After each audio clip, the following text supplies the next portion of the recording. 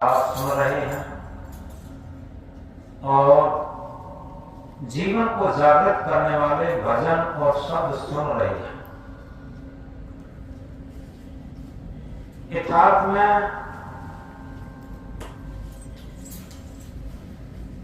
Shri Ved Prakash ji steno साहब ने एक बड़ी मार्मिक बात कही थी कि भाग्य के निर्माता हम स्वयं हैं। ये बहुत महत्वपूर्ण चीज है। सदगुरु बताते हैं अपने अपने कर्म पर अपना ही अधिकार, स्वयं बनावे कर्म पथ स्वयं मिटाव नहार। यथार्थ में अगर हम सही तरीके से कर्तव्य पथ को समझ पाए तो निश्चित है हमें कहीं गिड़गिड़ाना नहीं पड़ेगा। और ये तब होता है कि जब हम अपने अंदर कायरता लाते हैं कि कोई हमारे पाप काट दे, कोई हमारा भाग्य निर्मित कर दे। ये सब कायरतापन है। न तो कोई दूसरा हमारे पाप काट सकता और न कोई दूसरा हमारे भाग्य को निर्मित कर सकता। जिस तरीके से अध्यापक बहुत योग्य हो लेकिन विद्यार्थी न पढ़ना चाहे तो क्या होगा। इसी तरीके से जितने भी संत गुरुजन महापुरुष भक्तजन हमारे भारतवर्ष में आए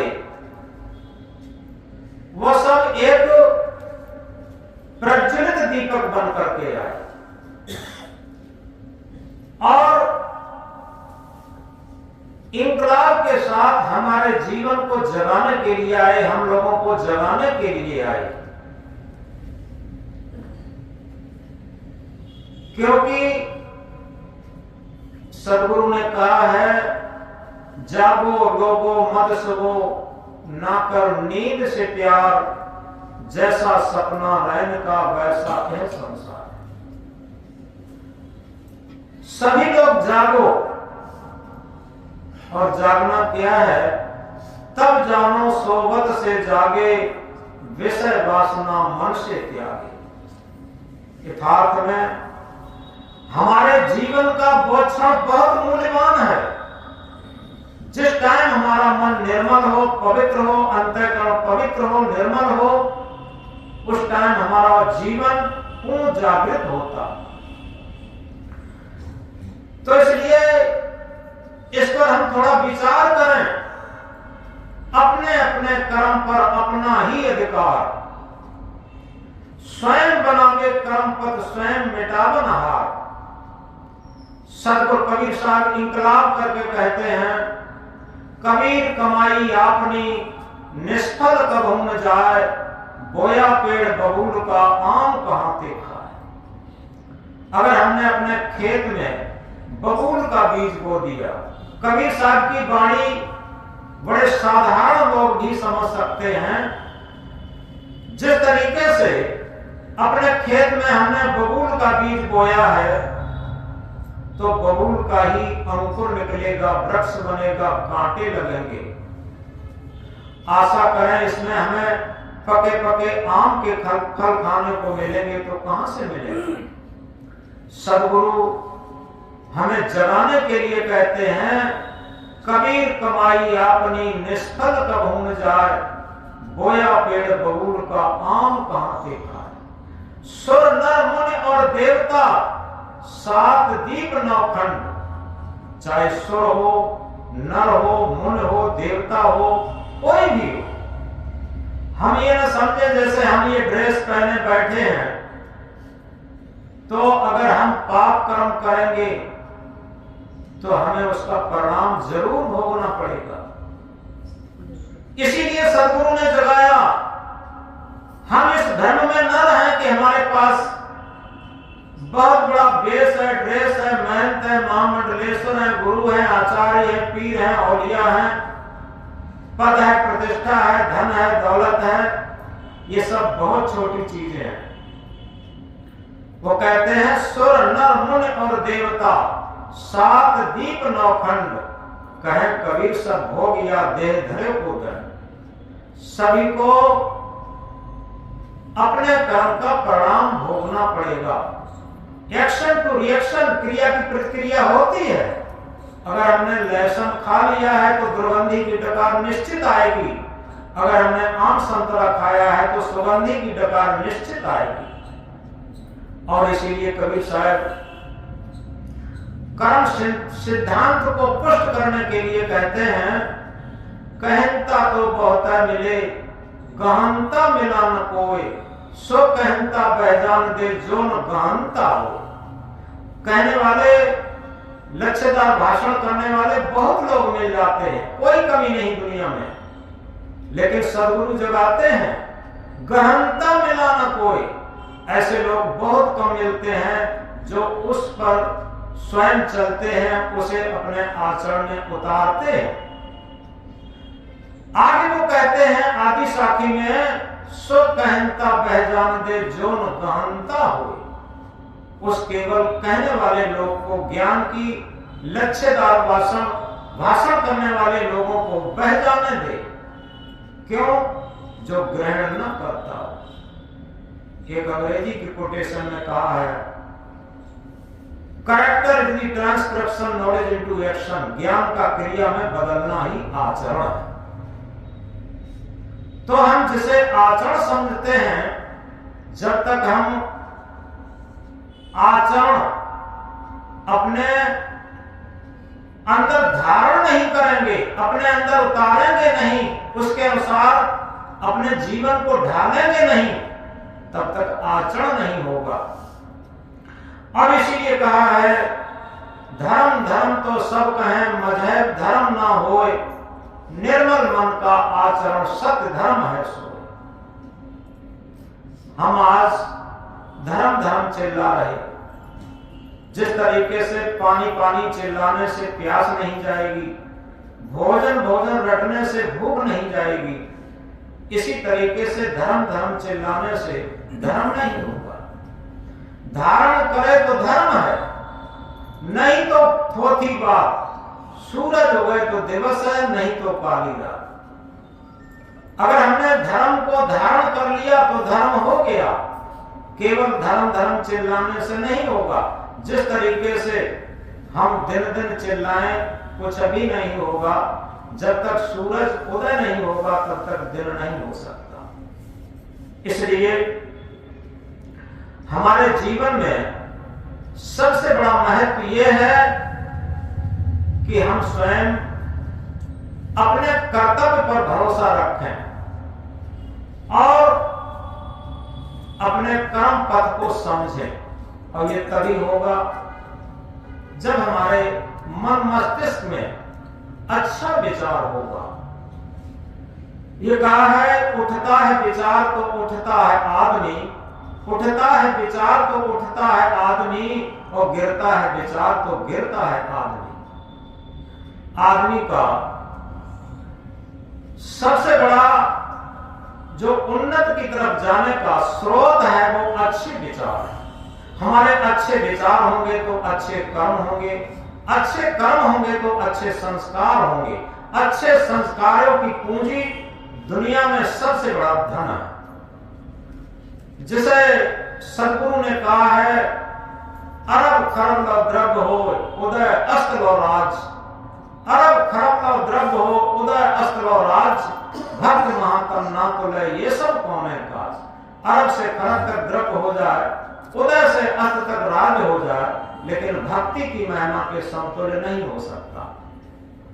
यथार्थ में भक्ति कोई बाहरी दिखावा नहीं है, बाहरी आडंबर नहीं है। सांख्य दर्शन में कपिल जी ने कहा है, स्वस्वरूप अनुसंधानम भक्तिर अवधीयते। अपने स्वस्वरूप, आत्म स्वरूप, चेतन स्वरूप, इसकी खोज करना, अनुसंधान करना सच्ची भक्ति है।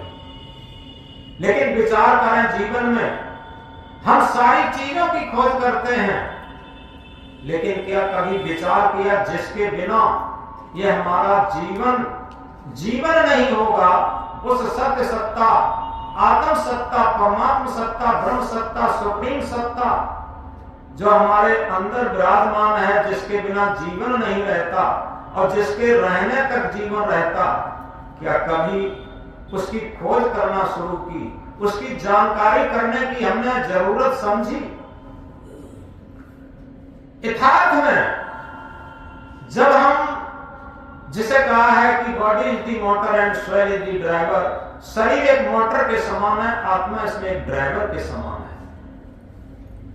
यथार्थ में शरीर को तो हम जीवन भर खूब सजाते संवारते और मानते हैं, लेकिन विचार करें जन्म से लेकर मृत्यु काल तक क्या इसकी ड्राइविंग सत्ता, सत्य सत्ता, आत्म सत्ता को भी जानने की कोशिश करते, मानने की कोशिश करते, उसमें स्थित होने की कोशिश करते, उस आत्म आवाज को भी सुनते? इन चीजों को सुनना, इन चीजों को जानना, इन चीजों को मानना आध्यात्म पथ है। क्योंकि यथार्थ में देह को मैं मानना सबसे बड़ा ये पाप है, देह को मैं मानना सबसे बड़ा ये पाप है, सब पाप इसके पुत्र हैं, सब पाप का ये बाप है। शरीर को मैं मानना ये दुनिया का सबसे बड़ा पापों का स्रोत है। जिस तरीके से हम किसी मकान में रहते हैं तो क्या कहते हैं, ये मकान मेरा है। आज तक कोई ये नहीं कहा कि हम मकान है, क्या कहते, ये मकान मेरा, मेरी चीज हमसे हमेशा अलग रहती। इसी तरीके से मेरा हाथ, मेरा पांव, मेरा सिर, मेरा शरीर, मेरे शरीर में आज दर्द है, शरीर मेरा है, हम शरीर नहीं है। और जब इस बात को हम समझने लगे अंदर से कि शरीर तो ये प्रकृति का 5 तत्वों का हड्डी मांस का पुतला, ये हमारे रहने का मकान मात्र है, ये शरीर हमारे रहने के लिए एक मकान मात्र है। ये सही तरीके से जब समझ में आ जाए तो निश्चित है बात साफ हो जाएगी। अहम शुद्ध चेतन ज्ञान स्वरूपम अजरहम अमरहम अखंडम अनुपम। हम शुद्ध चेतन हैं, ज्ञान स्वरूप हैं, अजर अमर अखंड अविनाशी हैं, हम शरीर नहीं है। और जब तक शरीर मानते रहते हैं तभी तक हमारे अंदर मन की गुलामी चलती, इंद्रियों की गुलामी चलती, हमारा जीवन स्वतंत्र नहीं हो पाता। स्वतंत्रता का अर्थ लोग समझ नहीं पाते।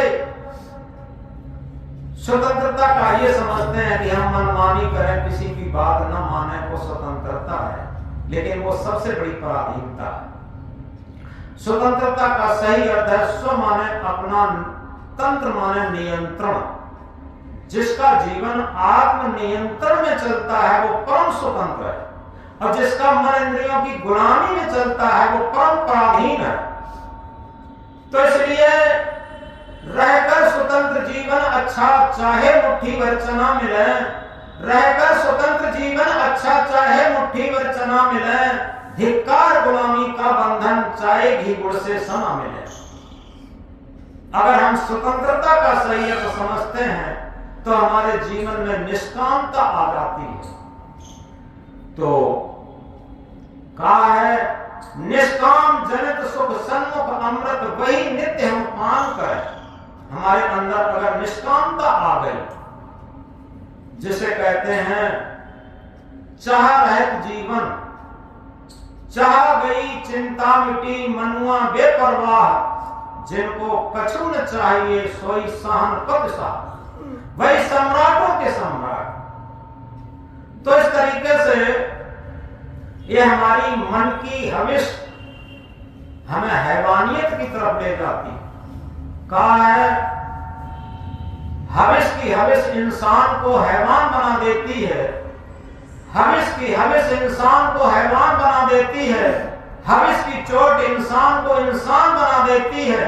अगर हविस से बचे जीवन भर तो इंसान को भगवान बना देती है। अगर इस हविस से जितना हम निकल सकें जितना निष्काम जीवन जी सकें वह हमारा परम स्वतंत्र जीवन होगा, परम शांत जीवन होगा, परम आनंदित जीवन होगा, परम मस्त जीवन होगा। तो इस प्रकार इसके लिए क्या सूत्र है? सद्गुरु बताते हैं, करे गलती और न जाने उसे शैतान कहते हैं। जैसे बच्चे छोटे छोटे होते हैं, वो नहीं जानते कि हम गलती कर रहे हैं। करे गलती और न जाने उसे शैतान कहते हैं, करे गलती और न माने उसे हैवान कहते हैं। गलती पर गलती किए जाता है और मानता नहीं है, उसी को हैवान कहते हैं। करे गलती और न जाने उसे शैतान कहते हैं, करे गलती और न माने उसे हैवान कहते हैं, और करे गलती और मान ले उसी को इंसान कहते हैं, और कभी गलती ना करे उसी को भगवान कहते हैं।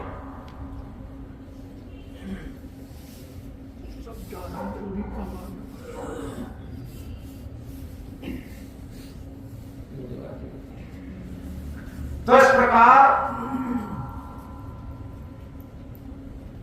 अगर वास्तव में हम अपने जीवन में आत्मनिरीक्षण करना जान गए, एकांत में कभी आपने आत्मनिरीक्षण करना सीखा। आत्मनिरीक्षण क्या है? एकांत में जब बैठेंगे तो हमारी आत्मा का निरीक्षण शुरू होता, और आत्मनिरीक्षण के अंतर्गत क्या आता है? हमारी मन, इंद्रियां और हमारी जीवन की स्थिति आती है। अगर हमने अपनी जीवन स्थिति को आत्मनिरीक्षण के अंतर्गत लाना शुरू कर दिया तो निश्चित है उसी दिन से हमारे जीवन में सुधार आना शुरू हो जाता। उसी दिन से हमारा जीवन बनना शुरू हो जाता।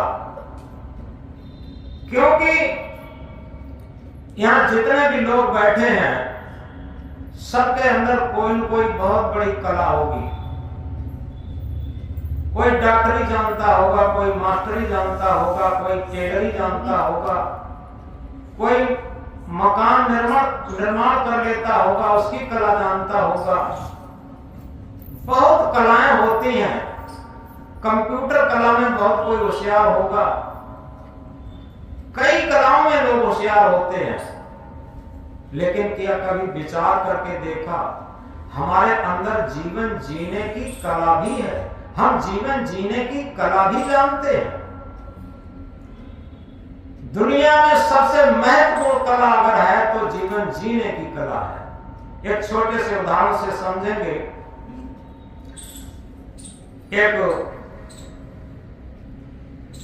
एक व्यक्ति था, बहुत मेहनत किया और मेहनत करने के बाद वो एक छोटा सेठ बन गया। और अधिक मेहनत किया और एक बड़ा सेठ बन गया। अब बड़ा सेठ बनने के बाद उसके पास धन दौलत, सोना चांदी, रुपया पैसा, मकान महल, फैक्ट्री, कल कारखाना, घोड़ा गाड़ी, वाहन, इनकी कोई कमी नहीं रही। सब कुछ पर्याप्त मात्रा में हो गया। लेकिन एकांत में जब उसने अपने आत्मनिरीक्षण किया तो उसे लगा जो पहले हमारी सुकून की जिंदगी थी वो अब नहीं है। अब हमें टेंशन भी रहने लगा, नींद भी कम आती, भूख भी कम लगती। और आत्मनिरीक्षण के द्वारा वो विचार करता है आखिर बात क्या हुई। पूरा संसार जिस सुख के लिए दौड़ रहा है वो सुख हमारे पास सब है, लेकिन हम सुखी क्यों नहीं हुए, हम शांत क्यों नहीं हुए। जैसे जैसे हमने सुख के साधन बढ़ाए वैसे वैसे अशांत और होते चले गए। इसका आखिर कारण क्या है, उसका कारण क्या है, फिर उसका निवारण क्या है, ये बातें उसके अंदर आने लगी। ये क्वेश्चन, ये प्रश्न उसके अंदर आने लगे। एक दिन क्या होता है, वो टहलने के लिए निकला। उसका पुराना दोस्त मिला जो कभी क्लास फेलो रहा होगा उसका, तो उसे बड़े प्रेम से बुलाया और एकांत में बैठा करके कहा, भैया तुम हमारे पहले साथी रहे हो, आज हम किसी से कोई बात कहेंगे वो हंसेगा, हमें यकीन है आपसे कुछ बात कहेंगे तो आप मेरे जीवन पर हंसोगे नहीं। उसने कहा, कहिए मित्र जी, कहिए क्या कहना। तो सेठ ने कहा कि देखो, दुनिया में जो दौड़ है धन की, वो हमने मेहनत करके धन, पैसा, सोना चांदी, घोड़ा गाड़ी वाहन, फैक्ट्री, कारखाना, दुकान, मकान, ये सब कुछ प्राप्त किया। लेकिन ये प्राप्त करने के बाद भी हम सुखी क्यों नहीं हुए, हम शांत क्यों नहीं हुए? दिनों दिन हम टेंशन में क्यों रहने लगे, नींद भी कम आने लगी, भूख भी कम लगने लगी। आखिर कारण क्या हुआ, सुख क्यों नहीं मिला? तो उस उनके साथी ने कहा कि वो भक्त था, उसने कहा कि भाई सेठ जी, इसका पूर्ण समाधान हमारे पास नहीं है, लेकिन हम पूर्ण विश्वास के साथ कहते हैं, हमारे गुरुजी अमुक स्थान पर रहते हैं, आप वहां चले जाइए, आपको समाधान मिलेगा। सेठ जी वहां पहुंचे, उन संत गुरु के पास नमन करके उन्होंने कहा कि गुरुदेव, आपके पास में एक प्रश्न लेके आया हूं। गुरुजी ने कहा, कहिए क्या प्रश्न लाए हो? कि दुनिया जिस सुख के लिए दौड़ रही है वो सारा सुख मेरे पास है। धन दौलत, सोना चांदी, रुपया पैसा, मकान, महल, फैक्ट्री, कल कारखाना, घोड़ा गाड़ी वाहन, इसकी कोई कमी नहीं है। लेकिन अब रात दिन हम टेंशन में, चिंता में रहने लगे, भूख भी कम लगती, नींद भी कम लगती। आखिर हम सुखी क्यों नहीं हो पाए? तो उन गुरुजी ने, उन संत ने बात कही, और वो बात उनकी नहीं, वो सबकी होगी। उन्होंने कहा, उत्तर दिया कि देखो सेठ जी, जो तुमने रुपया पैसा सोना चांदी इकट्ठा किया है, ये रुपया पैसा सोना चांदी की उन्नत हो गई। तुमने फैक्ट्री, कल कारखाना, मकान, महल बनाए हैं, ये फैक्ट्री, कल कारखाना, मकान, दुकान की उन्नत हो गई। तुमने सोना चांदी इकट्ठा किया है, ये सोना चांदी की उन्नत हो गई। तुमने घोड़ा गाड़ी वाहन इकट्ठे किए हैं, ये घोड़ा गाड़ी वाहन की उन्नत हो गई। लेकिन कभी विचार किया है कि जीवन क्या है और जीवन की उन्नत कैसे करें? जब तक जीवन की उन्नत नहीं होगी तब तक तुम्हें सुख शांति नहीं मिलेगी। और उन्होंने गुरुजी ने कहा, झूठे सुख को सुख कहे, मानत है मन मोद, जगत चवेना, काल का कुछ मुख में कुछ को। सारी दुनिया झूठे सुख को सुख मान रही और मन में बड़ी प्रसन्नता मान रही, खुशी मना रही। झूठे सुख को सुख कहे, मानत है मन मोद, जगत चवेना, काल का कुछ मुख में कुछ को। ये पूरा संसार मानो काल का चवेना है। जैसे हम लोग चवेना जब चबाते हैं तो कुछ मुख में डाल लेते हैं, कुछ को गोद में या जेब में रखते हैं। ऐसे ही काल सारे प्राणियों को अपने मुख में डाल रहा है, कुछ उसमें मुख में जा चुके हैं, अब कुछ को डालने की तैयारी में है। ये बात सुनते ही सेठ का अहंकार गला 50%। फिर सेठ ने कहा, गुरुदेव हम ये नहीं जानते आखिर जीवन क्या है और जीवन की उन्नत कैसे हो। तो गुरुजी ने कहा, देखो तन जीव मिलन की स्थिति, ये जीवन की बेला है। कोई न किसी का है जग में, बस 2 दिन का मेला है। शरीर और जीव के मिलन काल को ही जीवन कहते हैं, और इस संयोग का वियोग जिस क्षण हो जाता है उसी दिन जीवनांत हो जाता है, शरीरांत हो जाता है। अब विचार ये करना है कि शरीर को तो हम जानते हैं और शरीर के लिए पूरे जीवन जीते हैं।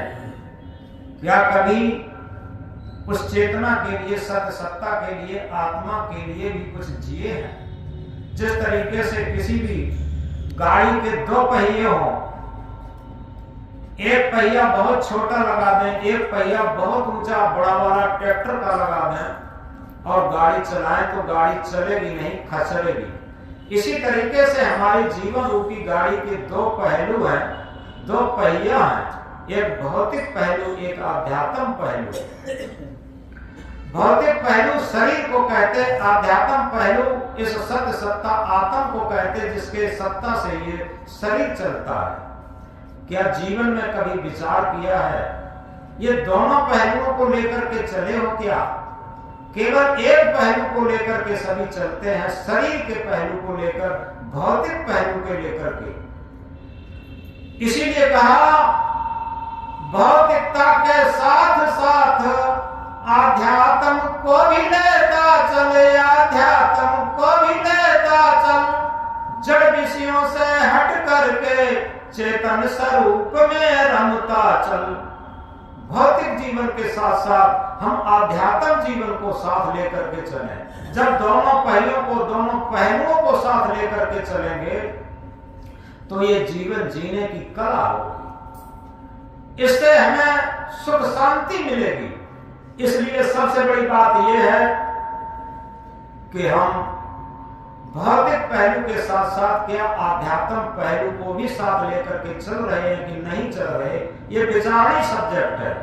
और ये आध्यात्म पहलू ही भक्ति का क्षेत्र है। तो इसीलिए सदगुरु ने कहा है, जीवन जौवन राजमद अब चल रहे न कोई, जो दिन जाए सत्संग में जीवन का फल सो।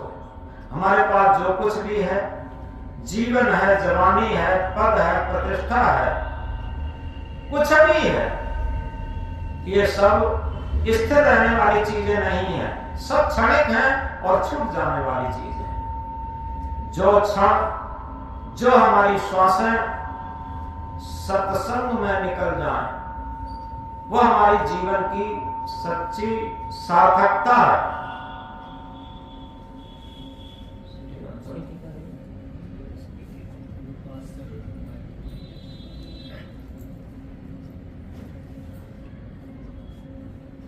तो समझे इस बात को, हमारे जीवन की सार्थकता के लिए, जीवन जीने की कला के लिए सदगुरु एक पद के माध्यम से बताते हैं संक्षेप में, मिलना हो तो हिलमिल लीजिए, मिलना हो तो हिलमिल लीजिए, यही दम का मेला है। मिलना हो तो हिलमिल लीजिए, यही दम का मेला है। दीपक है तो घट उजियारा, ज्ञान गुरु मन चेला। हम आपस में सामंजस्य और प्रेम से जीना सीखें तो क्या होगा? जब हमारे अंदर आत्मीयता का व्यवहार होगा, आत्मीयता का प्रेम होगा, तो सच्चा धर्म होगा। अभी पिछले वर्ष में हमारा प्रोग्राम बाराबंकी जिला में था, एक आश्रम पर। तो केरल के राज्यपाल आए थे। उन्होंने अपने वक्तव्य में एक बात कही थी, बहुत मोस्ट इंपोर्टेंट बात थी। उन्होंने कहा था, धर्म को लोग मंदिर में खोजते हैं, धर्म को लोग मस्जिद में खोजते हैं, धर्म को लोग गिरजाघर में खोजते हैं, धर्म को लोग गुरुद्वारे में खोजते हैं, धर्म को लोग तीर्थ व्रत पूजा पाठ में खोजते हैं। धर्म तो हमने बहुत पहले देहात में देखा था। धर्म तो हमने बहुत पहले देहात में देखा था, बिना पढ़े लिखे लोगों के अंदर, जो आपस में बैठ के कहते थे, भैया हृदय के तराजू पर तौल करके न्याय करना, हृदय के तराजू पर तौल करके न्याय करना और आत्मा के तल पर व्यवहार करना। तो हृदय के तराजू पर तौल करके न्याय और आत्मा के तल पर व्यवहार, ये सच्चा धर्म होता है। इसमें कोई मत, मजहब, संप्रदाय का भेद नहीं होता। ये यूनिवर्सल है, यूनिवर्सल ट्रुथ, सार्वभौमिक सत्य, यूनिवर्सल रिलीजन, सार्वभौमिक धर्म, जिसमें किसी मत, पद, संप्रदाय, देश देश का भेद नहीं होता। और इसीलिए कहा सतपथ पर चलकर जिस दिन मानवता आएगी, न मजहब काम आएगा, न जाति आएगी। जिस दिन हम सत्य के पथ पर चलेंगे, उसी दिन हमारे अंदर मानवता प्रस्फुटित हो जाएगी। मानवता थोपी नहीं जा सकती, इंसानियत थोपी नहीं जा सकती। यथार्थ में अगर सही तरीके से समझें कि हम जितने भी मजहब, जितने भी पंथ, मत, संप्रदाय ऊपर से थोप लेते हैं, और यही सब भ्रम हो जाता है धार्मिक होने का। ऊपर से न तो धर्म थोपा जा सकता, ऊपर से न तो भक्ति थोपी जा सकती, और ऊपर से न सुख शांति थोपी जा सकती, ऊपर से न तो ज्ञान थोपा जा सकता। ये अंदर से प्रस्फुटित होने की चीजें हैं। सदगुरु कबीर साहब इसी को कहते हैं, आत्म ज्ञान बिना नर भटके, कोई मथुरा कोई काशी, पानी में मीन प्यासी, मुझ सुन सुने आवे हासी। जाको ध्यान धरे विधि हरे हर, मुनिजन सहसा ठासी, सो तेरे घटमाए विराजे परम पुरुष अविनाशी। जिसका ध्यान, विद कहते हैं ब्रह्मा, हर कहते हैं विष्णु, हर कहते हैं शंकर, ब्रह्मा विष्णु शंकर जिसका ध्यान करते हैं, और मुनिजन सहसा ठासी, सो तेरे घट में विराजे परम पुरुष अविनाशी। वो तेरे घट में ही परम पुरुष अविनाशी विराजमान है। आगे क्या बताते है, हाजिरता दूर बतावे, दूर की बात निराशी। जो बिल्कुल हाजिर हजूर उपस्थित रहता हमेशा, और उसे दूर बताते हैं, दूर की बात निराशी। सदगुरु कहते हैं दूर की बात तो निराशी है, निराश करने वाली है। आगे कहते हैं, कहे कबीर सुनो भाई साधो, गुरु बिन भरम न जासी। ये सारा भरम सदगुरु के बिना नहीं मिट सकता, क्योंकि सदगुरु की महिमा अनंत, अनंत किया उपकार, लोचन अनंत भाड़िया, अनंत दिखा बना। सदगुरु की महिमा अनंत है।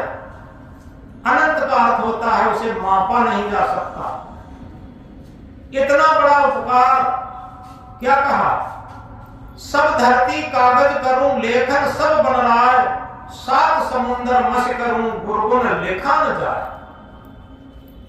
इसीलिए सदगुरु की महिमा अनंत है और हमारे प्रति अनंत उपकार किया। कौन सा उपकार किया? लोचन अनंत भाड़िया, अनंत दिखावना।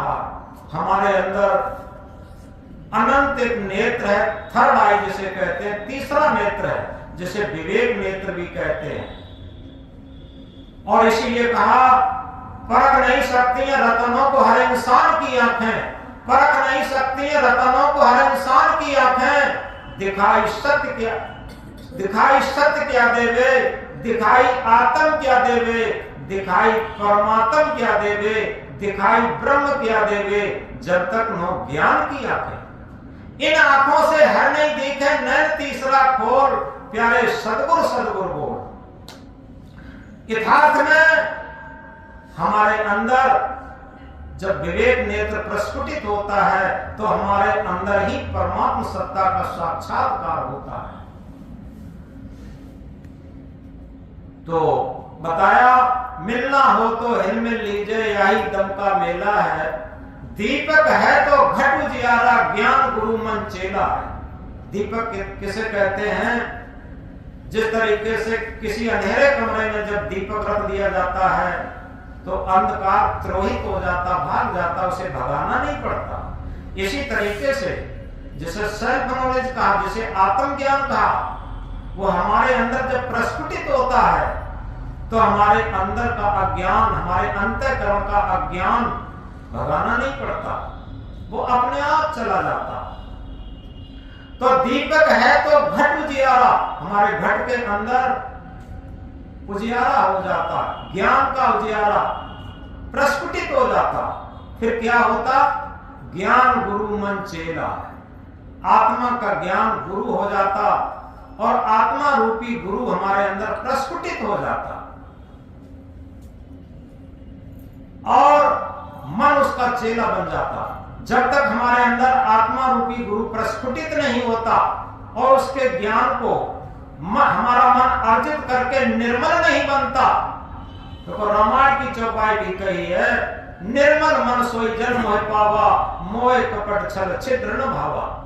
रामायण में कहा है जिसका मन निर्मल है, अंतःकरण निर्मल है, वही मोह पावा, यानी उस सत्य स्वरूप राम स्वरूप आत्म स्वरूप को प्राप्त कर सकता। यहां छल कपट काम नहीं करेगा। सदगुरु कबीर साहब ने कहा, कबीर मन निर्मल भया जैसे गंगा नीर, पीछे पीछे हर फेरे कहें कबीर कबीर। तो इस तरीके से दीपक है तो घट उजियारा, ज्ञान गुरु मन चेला, या कि समझ परे सोई मानुष नहीं माटी का ढेला।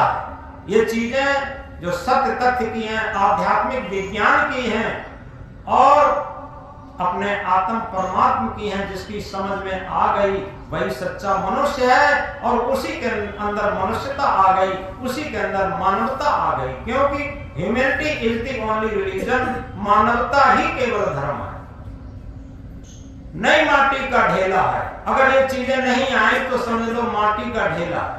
आगे क्या बताते? बौरा गांव अनोखी बस्ती, कोई हंसता कोई रोता। बौरा किसे कहते हैं? पागलों का गांव। यह सारा संसार एक पागलों का गांव है। इसमें कोई हंस रहा है, कोई रो रहा है, कोई दुखी है तो कोई सुखी है। बौरा गांव अनोखी बस्ती, कोई हंसता कोई रोता है। इस जग की ये बात निराली, सुख महंगा दुख सस्ता। इस संसार की ये बात बहुत निराली है, इसमें सुख बहुत महंगा है। पूरा जीवन दांव पर लगा देते हैं, किसके लिए? कि हमें सुख मिलेगा, सुख मिलेगा, सुख मिलेगा, ऐसा काम कर ले सुख मिलेगा, ऐसा काम कर ले सुख मिलेगा।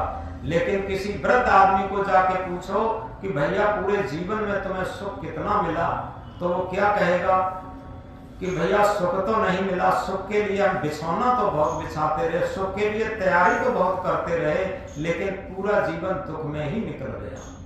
सदगुरु क्या कहते हैं? इस जग की ये बात निराली, सुख महंगा दुख सस्ता।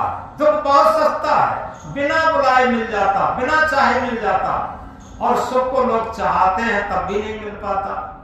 चाहत सुख दुख संगन छाड़ा, भमर जाल बिच आसन मारा। सदगुरु कहते हैं चाहते तो सभी सुख हैं, लेकिन क्या किया जाए, दुख का वो साथ नहीं छोड़ रहे। जब तक दुख का साथ नहीं छोड़ेंगे तब तक सुख कैसे मिलेगा? क्योंकि ये कारण कार्य की अटूट व्यवस्था है, जैसा हम कारण बनाएंगे वैसा कार्य संपादित होगा। तो सदगुरु इनकलाब करके कहते हैं चाहते तो सभी सुख हैं, लेकिन दुख का साथ नहीं छोड़ रहे। तो क्या कहा? इस जग की ये बात निराली, सुख महंगा दुख सस्ता। आगे बताया, संत गुरु की बात न माने पाप मेह बरसता, चारों देश में कीचड़ पानी जो आया सो फंसता। यथार्थ में माता पिता, संत गुरुजन, सदशास्त्र, महापुरुषों की बात नहीं मानते, केवल मन की और इंद्रियों की गुलामी में पड़े रहते और इसी में अपने को बहुत योग्य मानते। तो कहा है संत गुरु की बात न माने पाप मेह बरसता है, चारों दिश में कीचड़ पानी जो आया सो फंसता। जो इस भूतल पर आया वही इसी में कीचड़ में फंस जाता। आगे बताया, अमरापुर से आया बंदे अमरापुर को जाना है, कहें कबीर सुनो भाई साधो ऐसी लगन लगाना। यथार्थ में तू शुद्ध बुद्ध और अजर अमर अविनाशी था और उसी स्थिति में तुम्हें पहुंचना था, उसी शांत के सागर में, आनंद के सागर में, मुक्ति के सागर में तुझे पहुंचना था, लेकिन तू कहां कीचड़ में फंस गया। सदगुरु जगाते हैं, सदगुरु इनकलाब करके कहते हैं कहे कबीर सुनो भाई साधो ऐसी लगन लगाना है। तू तो अजर अमर आनंद स्वरूप था, लेकिन तू कहां कीचड़ में फंस गया। तो इस प्रकार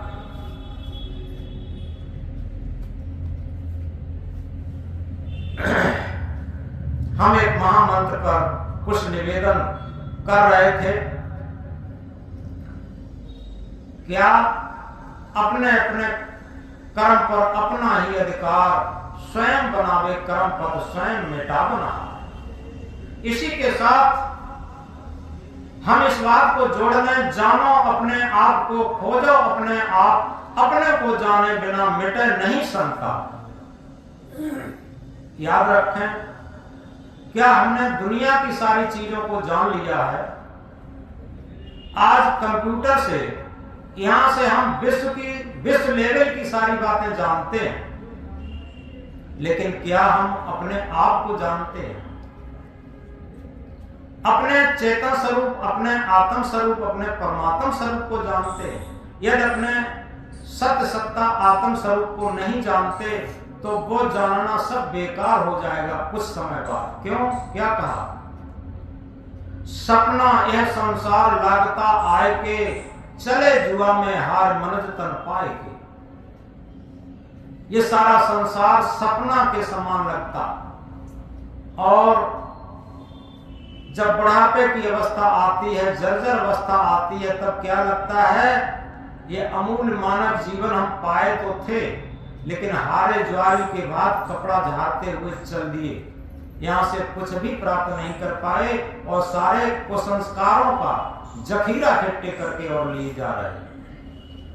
सपना यह संसार लागता आए के, चले जुआ में हार मनज तन पाए के। देखत सोना लगे सकल जब कांच है। ये सारा संसार सोने जैसा लगता प्रिय, लेकिन जरा से स्वार्थ में धक्का लगते ही वो दुश्मन बन जाता, प्रतिकूल हो जाता। इसलिए कांच के समान है। देखत सोना लगे सकल जब कांच है। कांच कैसा होता?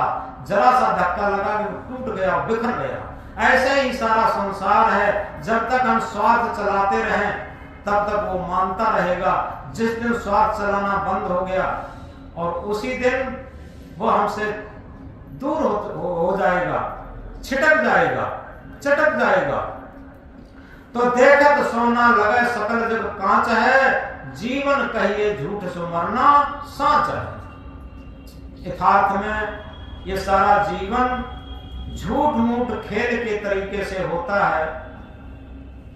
एक छोटी सी बात इसी बीच आ गई याद। ये छोटे छोटे बच्चों की बात है, लेकिन ये बड़ों बड़ों के लिए है, आध्यात्म पथ की तरफ है। जब देहात में छोटे छोटे बच्चे खेलते थे, या शहरों की तो बात नहीं है, तो मिट्टी का घर घर बनाते थे, और पत्ता लाकर के पूड़ी पूड़ी खेलते थे, और गीली मिट्टी लाकर के लड्डू बनाते थे। फिर घर घर खेलते थे, फिर पंगत करते थे, उसमें पत्तों की पूड़ी और मिट्टी के लड्डू बनाकर के खूब पूड़ी साहब लड्डू साहब, पूड़ी साहब लड्डू साहब करते थे। थोड़ी देर बाद खेलते खेलते सब बिगाड़ करके, और फिर अपनी माँ के पास जाते थे, मम्मी के पास जाते थे, कहते मम्मी हमें जल्दी भोजन लाओ, बहुत भूख लगी है। मम्मी मुस्कुराती है और कहती है अभी तो तुम लड्डू पूड़ी पंगत कर रहे थे, अभी तो खूब पंगत चल रही थी, खूब खा रहे थे। तब बच्चे क्या कहते हैं? अरे मम्मी वो तो झूठ मार था, हमें तो सच्चा भोजन चाहिए, सच्चे भोजन से भूख जाएगी। तब मम्मी सच्चा भोजन देती थी। इसी तरीके से ये संसार का खेल जितना भी है, ये सब उन बच्चों जैसा खेल है। और जब इससे ऊब करके, हट करके, हार करके, वो एक उसमें कहा है भजन में, दुनिया से मैं हारा तो आया गुरु के द्वार, यहां से मैं जो हारा तो कहां जाऊंगा सरकार। ऊब करके, हार करके, और जब कोई आता है किसी संत गुरु के पास, संत गुरु रूपी माँ के पास, और कहता है कि सदगुरु अब हमें सच्चा भोजन दीजिए जिससे शांत मिले, तो गुरुजी मुस्कुरा करके कहते हैं अभी तो खूब सांसारिक भोग भोग रहे थे, खूब छक छक करके आनंद ले रहे थे, क्या तुम छके नहीं?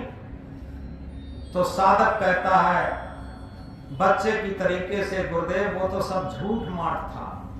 हमें सच्चा आध्यात्मिक भोजन चाहिए जिससे हमें पूर्ण तरीके से सुख शांति मिल सके, पूर्ण आनंद से हम आनंदित रह सकें और कल्याण स्वरूप मुक्त स्वरूप हमें भोजन मिल सके, भक्ति का भोजन मिल सके। तब उसे वो जब सच्चा भोजन मिलता है, आध्यात्मिक भोजन, तब वो सुख शांति में अपना जीवन बना लेता है। तो इस प्रकार हम कह रहे थे, जानो अपने आप को, खोजो अपने आप, अपने को जाने बिना मिटे नहीं संता।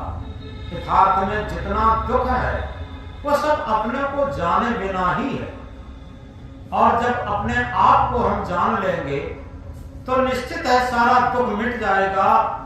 और वही बात ज्ञान गुरु मन चेला है, हमारा आत्मज्ञान गुरु हो जाएगा और मन उसका शिष्य चेला बन जाएगा। मन आत्मा के अनुकूल चलेगा, प्रतिकूल नहीं चलेगा। तो इसलिए ये आध्यात्म क्षेत्र के कुछ सूत्र आप लोगों के समक्ष प्रस्तुत किए। यथार्थ में जितना हमारा जीवन जागृत होता चला जाएगा उतना ही हम सत्य सत्ता के नजदीक पहुंचते चले जाएंगे। और जितना हमारा जीवन सोता है, और इसलिए क्या कहा, सदगुरु तेरे ज्ञान ने इंसान बना दिया, इंसान बना दिया, जीना सिखा दिया, जीना सिखा दिया, मरना सिखा दिया। सदगुरु तेरे ज्ञान ने इंसान बना दिया। यथार्थ में सच्चे सदगुरु का सच्चा ज्ञान हमारे अंदर इंसानियत पैदा कर देता, मानवता पैदा कर देता, ह्यूमैनिटी पैदा कर देता। और जब ये हमारे अंदर इंसानियत आ जाती तो हमारा जीना आ जाता। क्योंकि सदगुरु कबीर साहब इंकलाब करके कहते हैं, कबीर जब हम पैदा हुए जगत हंसा हम रोए, ऐसी करनी कर चलो हम हंसे जग रोए। बच्चा जब जन्म लेता है तो सारा समाज, सारा परिवार ढोल बजाता, खुशी मनाता, लेकिन बच्चा रोता है।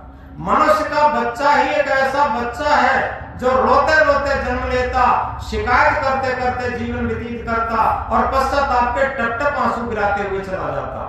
मनुष्य के अलावा कोई भी पशु, कोई भी पक्षी रोते रोते जन्म नहीं लेता, शिकायत करते करते जीवन नहीं व्यतीत करता, पश्चाताप के टप टप आंसू गिराते हुए नहीं जाता। जो सृष्टि का श्रेष्ठ प्राणी मनुष्य है वही रोते रोते जन्म लेता, शिकायत करते करते जीवन व्यतीत करता और पश्चाताप के टप टप आंसू गिराते हुए चला जाता। इसलिए सदगुरु इंकलाब करके जगाते हैं, ऐसी करनी कर चलो हम हंसे जग रोए। हम ऐसा कर्तव्य पथ, ऐसा धर्म पथ, ऐसा परमार्थ पथ, ऐसा भक्ति पथ बनाएं, ऐसे जीवन जीने की कला अपनाएं जिससे कि हम प्रसन्नता में जाएं और समाज हमारे लिए रोए। तो इसके लिए संक्षेप में एक सूत्र कह करके हम बात बंद कर रहे हैं कि अब समय हो गया है। समय की पंक्चुअलिटी ये बहुत जरूरी होती है। जिसने समय का मूल्य समझा वही जीवन का मूल्य समझता, और जो जीवन का मूल्य समझता वही समय का मूल्य समझता। झांक रहे सब इधर उधर, झांक रहे सब इधर उधर, अपने अंदर झांके कौन।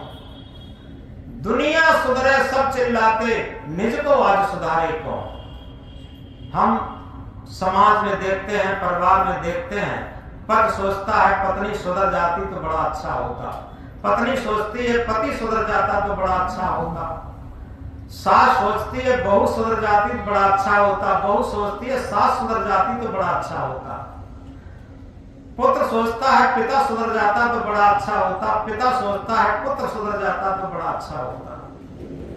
लेकिन अपने को कोई नहीं सुधारना चाहता।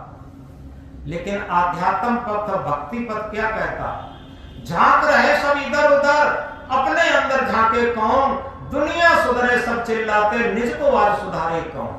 पर उपदेश कुशल बहु तेरे, पर उपदेश कुशल बहु तेरे, निज पर आज विचारे कौन, निज पर आज विचारे कौन। हम सुधरेंगे जग सुधरेगा, हम सुधरेंगे जग सुधरेगा, इतनी सी बात विचारे कौन। यथार्थ में हम एक राष्ट्र की इकाई हैं। अगर हम समझ लें कि हमें सुधरना है, तो समझो राष्ट्र की एक इकाई सुधर गई। इकाई का बहुत बड़ा मूल्य होता। लेकिन क्या सोचते हैं कि दुनिया सुधर जाए। सबसे बड़ी विडंबना यह है, सबसे बड़ा भ्रम, सबसे बड़ा अज्ञान यह है, हम स्वयं नहीं सुधरना चाहते। हम स्वयं अपदीपो भव नहीं होना चाहते। जब तक हम स्वयं प्रज्वलित दीपक नहीं होंगे, क्योंकि एक प्रज्वलित दीपक से हजारों बुझे हुए दीपक जलाए जा सकते, और हजारों बुझे हुए दीपक किसी अंधेरे कमरे में रख दो तो कुछ भी अंधकार नहीं भाग सकता। तो इसलिए ये कहा है, फूल बनकर मुस्कुराना जिंदगी है, फूल बनकर मुस्कुराना जिंदगी है, मुस्कुराकर गम भुलाना जिंदगी है। सुख दुख किस पर नहीं आए। राम को देखिए, कृष्ण को देखिए, जिन्हें हम भगवान कहते हैं, उनको बड़े बड़े कष्ट आए, लेकिन क्या है, वो कष्ट को अपने आध्यात्म बल पर सहते हुए और आगे बढ़ते रहे। क्योंकि डिफिकल्टीज मेक्स मैन, कठिनाइयां आदमी को बनाती हैं। वो पथ क्या, पथिक सफलता क्या, जिस पथ में बिखरे सूलन हो, उस नाविक की धैर्य परीक्षा क्या, यदि धाराएं प्रतिकूल हो। सुरखरू होता है इंसान ठोकरें खाने के बाद, सुरखरू होता है इंसान ठोकरें खाने के बाद, हिना रंग लाती है पत्थर पे घिसने के बाद। तो हम समझें, फूल बनकर मुस्कुराना जिंदगी है, मुस्कुराकर गम भुलाना जिंदगी है। जीत कर मुस्कुराए तो क्या हुआ, जीत कर मुस्कुराए तो क्या हुआ, हार कर भी मुस्कुराना जिंदगी है, हार कर भी मुस्कुराना जिंदगी है। तो इस तरीके से अंतिम बात कहकर के बात बंद करते हैं।